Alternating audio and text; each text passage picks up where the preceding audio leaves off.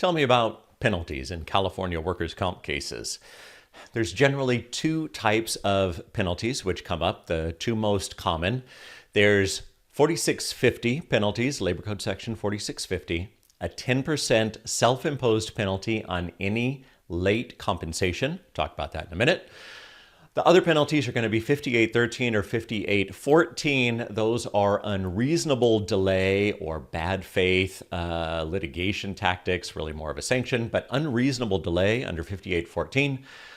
Those are tougher to get. Those are 25%. There's more nuance there, more fighting to go. So let's do 4650. If you have, you're getting temporary disability checks. Every 2 weeks, you're getting a temporary disability check. Life is going along fine. And then the insurance company changes something in their computer system and oops, they forget to send out your check. They send it out a week late. If that happens, they owe a 10% penalty. You don't have to file a petition. You don't have to get a judge's order. It doesn't matter why it was late. It doesn't matter if it was a completely honest error, completely by accident at the insurance company.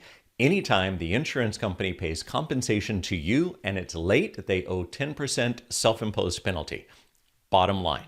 They can't even put up a fight about it and say you have to get an order because that's not how it works. They're self-imposed penalties. So that's 4650, a 10% penalty. So if you're supposed to get an $800 check, they owe you $80 on top of that. The other penalty, 5814, is unreasonable delay. So your check is late by a week.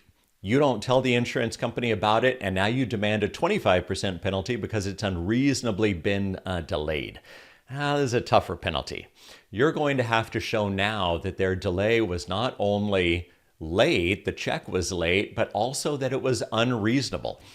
So this is more a type of situation where the check is late. You tell the insurance company, hey, I was supposed to get my check 5 days ago. It didn't show up. And they say, okay, let us look into it. We'll find out.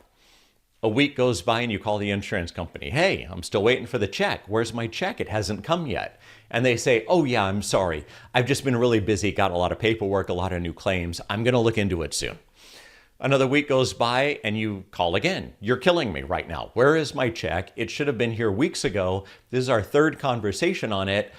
I need that money. And now this is very late. And the insurance adjuster says, I really meant to get to this, but I went on vacation last week and I'm running behind on my mail. I'm going to look into it soon.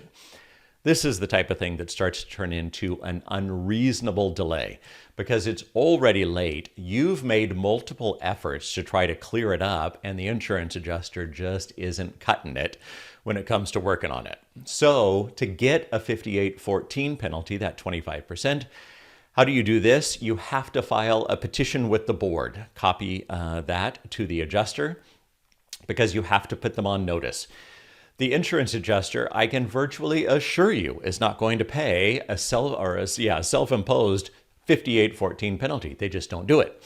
It's 25%. You're going to have to get a judge's order. Virtually no judge in the California system is going to just issue an order on that. You may get an order with a self-destruct clause. Chances are the judge is going to defer any action on that petition until resolution of the case. This is the case because if the check is late by, let's say it's an $800 check again, and now it's late and you're seeking 25% penalty, so a $200 penalty.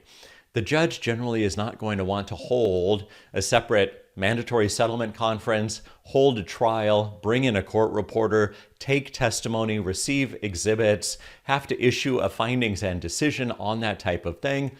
All for $200. The judge is going to defer that to the end and hopefully you can wrap it into the settlement. And if not, they can do it at that time. So that's 5814. I will tell my clients fairly often, the insurance company already owes the 4650. I'm demanding 25% penalty to try to wake them up so they realize, I need to pay attention to this and get the check out quicker. My clients then immediately think, I'm getting 25%. This is not how it works. An attorney can demand a 25% penalty. You, as an injured worker with no attorney here in the California system, you can demand a 25% penalty. But the insurance company is very rarely going to just roll over and pay it. You're going to have to do some fighting. you're going to have to file a petition with the board. You're probably going to have to push the issue later on as well. But those are the two most common penalties that we see in the California system. 4650, if a check is late to you, and any reason, doesn't matter. If it's late, 10% self-imposed penalty. If it's an unreasonable delay, you've sent letters, you've made phone calls, you've sent emails to the adjuster and still not getting a check, well, you can go after 5814 penalties and demand 25%. Just going to take some work.